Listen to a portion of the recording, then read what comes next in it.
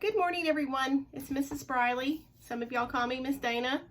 We're going to read a book this morning called Animals Should Definitely Not Wear Clothing. And can anyone guess or anyone know what this animal is called? We're going to find out in the book. This book is written by Judy Barrett and it's written by Ron Barrett. Animals should definitely not wear clothing. Because it would be disastrous for a porcupine. Does anybody know anything special about a porcupine? Porcupines have sharp quills, so their quills would tear up the clothing. Because a camel might wear it in the wrong places. Where do we normally wear our hats? On our humps, on our heads. But a camel has two humps, so that's where he's wearing his. Because a snake would lose it. What do snakes do? They slither, they crawl on their bellies, so he just crawled right through his pants. Because a mouse could get lost in it.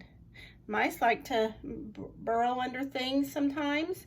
Do you see the mouse? It's hiding. It's hiding under the hat. Because a sheep might find it terribly hot. And sheep, if you know anything about sheep, they have a woolly coat anyway. So they would be really hot with a sweater on and a hat. Because it could be very messy for a pig. Are pigs meat eaters? No, they're not. They're very messy when they eat, and they just eat slop. And so it'd be very messy. Look, he got his shirt all dirty. Because it might make life hard for a hen. What do hens do? They lay eggs. His egg is stuck in his pants. That would be terribly hard.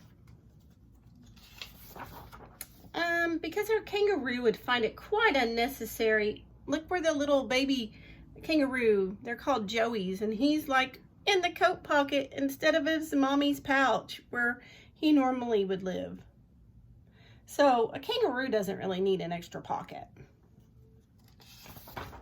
Because a giraffe might look sort of silly. Look at all these neckties. 1, 2, 3, 4, 5, 6. How many neckties do you really need to wear? Just one. But giraffes have long necks. Because a billy goat would eat it for lunch. So billy goats will eat lots of different things. So I guess he would eat his clothing.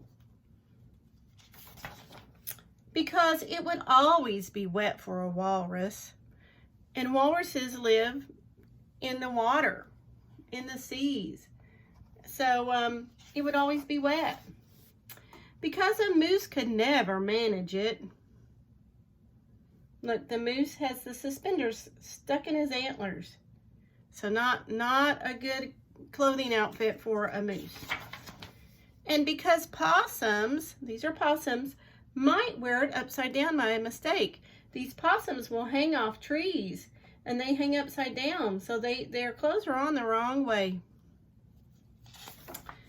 And most of all, because it might be very embarrassing. Lucky twinsies. Would you want to be twinsies with an elephant? That would be kind of embarrassing. So maybe we can talk about the different animals in this book with your mom and dad, and maybe something about the animals or where they live.